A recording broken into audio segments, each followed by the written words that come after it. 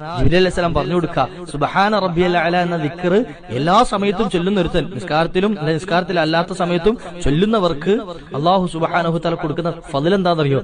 അവന്റെ മീസാനിൽ അർശിനെയും കുർസിയെയും താങ്ങുന്നതിനേക്കാൾ വലിയ ഖനം ആ മീസാന്റെ തട്ടിൽ അല്ലാഹു സുബ്ഹാനഹു തആല വെച്ചു കൊടുക്കും. എന്നിട്ട് അല്ലാഹു പറയും, സദഖ അബ്ദി, എന്റെ അടിമ സത്യം പറഞ്ഞു കേട്ടോ, എന്റെ അടിമ പറഞ്ഞത് സത്യമാണ്, ഞാനാണ് ഏറ്റവും ഉന്നതിയിലുള്ളത്.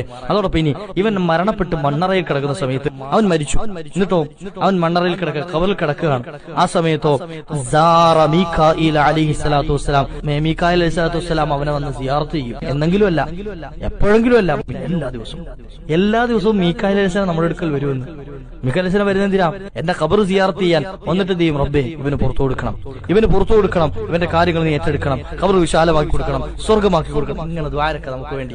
എന്നിട്ടോ പ്രത്യേകം ഒരു ദിവസം പരിഗണിച്ചിട്ട് ജുമുഅ ദിവസം, എല്ലാ ദിവസവും വരും, അക്കൂട്ടത്തിൽ ജുമുഅ ദിവസം മഹാനായ മീകായിൽ അലൈഹിസ്സലാത്തു വസ്സലാം ആ സുബ്ഹാന റബ്ബിയൽ അഅല എന്ന ദിക്ർ അധികമായി ചൊല്ലിയ വ്യക്തിയെ, ആണാകട്ടെ പെണ്ണാകട്ടെ, മീകായിലിന്റെ ചിറകിൽ മീകായിൽ ഉയർത്തും, മീകായിൽ കൊണ്ടുപോകും, അള്ളാഹുവിന്റെ സമക്ഷത്തിൽ കൊണ്ട് നിർത്തിയിട്ട് പറയും, ഫയഖൂലു യാ റബ്ബി ശഫിഅനി, ഇവന്റെ വിഷയത്തിൽ നീ എന്റെ ശുപാർശ സ്വീകരിക്കണേ.